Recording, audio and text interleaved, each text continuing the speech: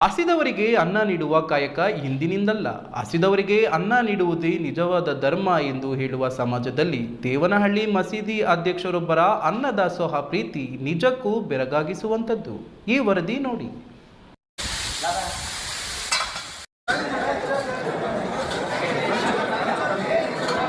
ನೋಡಲು ಸಾಧಾರಣ ವ್ಯಕ್ತಿಯಾದರೂ ಅನ್ನದಾಸೋಹದ ಪ್ರೀತಿಯನ್ನು ಗಳಿಸಿದ ವ್ಯಕ್ತಿ ಬೇರೆ ಯಾರೂ ಅಲ್ಲ. ದೇವನಹಳ್ಳಿ ಜಾಮಿಯಾ ಮಸೀದಿ ಮತ್ತು ಅಮೀನಾ ಮಸೀದಿ ಸಗೀರ್ ಮಸೀದಿಯ ಅಧ್ಯಕ್ಷರಾಗಿರುವ ಅಬ್ದುಲ್ ಕದ್ದೂಸ್ ಪಾಷಾ ಎಂಬುವವರು 1980ರಿಂದ ಅನ್ನದಾಸೋಹ ಕಾರ್ಯಕ್ರಮವನ್ನು ಎಲೆ ಮರೆ ಕಾಯಿಯಂತೆ ಮಾಡಿಕೊಂಡು ಬರುತ್ತಿದ್ದಾರೆ. ಅನ್ನದಾಸೋಹದಲ್ಲಿ ಯಾವುದೇ ಧರ್ಮವಾಗಲಿ ಜಾತಿಯಾಗಲಿ ಕೇಳುವುದಿಲ್ಲ, ಬದಲಿಗೆ ಹಸಿದವರಿಗೆ ಅನ್ನ ನೀಡುವ ಕಾಯಕವನ್ನು ಮುಂದುವರಿಸಿಕೊಂಡು ಹೋಗಲಾಗಿದೆ.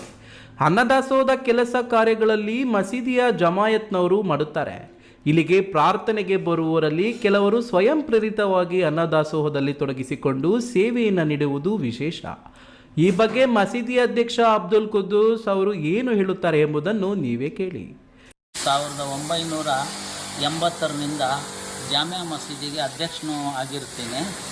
ಈ ನಮ್ಮ ಜಮಾತನ ಪರವಾಗಿ ಅಂದರೆ ಈ ಎಲ್ಲ ಕೆಲಸವನ್ನು ಜಮಾತ್ ಮಾಡುತ್ತೆ. ಈ ಊಟದ ವ್ಯವಸ್ಥೆ ಅನ್ನೋದನ್ನ 1980ರಿಂದ ಇಲ್ಲಿ ತನಕ ನಡ್ಕೊಂಡು ಬರ್ತಾಯಿದೆ. ಜಾಮಿಯಾ ಮಸೀದಿನಲ್ಲಿ 2013ವರೆಗೂ ನಡೀತು. ಅಲ್ಲಾಚೆ ಈ ಆಮೀನಾ ಮಸೀದಿ ಮತ್ತು ಸದೀರ್ ಮಸೀದಿನಲ್ಲಿ, ಈ ಮೂರು ಮಸೀದಿನಲ್ಲಿ ಪ್ರತಿ ಶುಕ್ರವಾರನೂ ಅನ್ನದಾನವನ್ನು ನಡೆಯುತ್ತೆ. ಇನ್ನು ಪ್ರತಿ ಶುಕ್ರವಾರ ಸೇರಿದಂತೆ ಮುಸಲ್ಮಾನರ ಪವಿತ್ರ ರಂಜಾನ್ ತಿಂಗಳಿನಲ್ಲಿಯೂ ಸಹ ಇಡೀ ತಿಂಗಳ ಇಫ್ತಾರ್ನಲ್ಲೂ ಸಹ ಅನ್ನದಾಸೋಹವನ್ನು ನಡೆಸುವುದು ಮತ್ತು ವಿಶೇಷವಾಗಿದೆ. ತಮ್ಮ ಸ್ವಂತ ಖರ್ಚಿನಲ್ಲಿ ಸುಮಾರು 2,000 ಜನರಿಗೆ ವಿಶೇಷ ಅನ್ನದಾಸೋಹ ಏರ್ಪಡಿಸಿ ಪ್ರತಿ ವಾರವೂ ವಿತರಿಸುವುದು ಸುಲಭದ ಕೆಲಸವಲ್ಲ.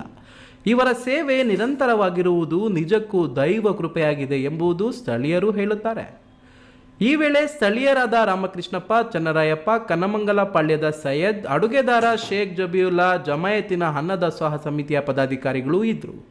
Hyder Sab, B News TV, Devanahalli.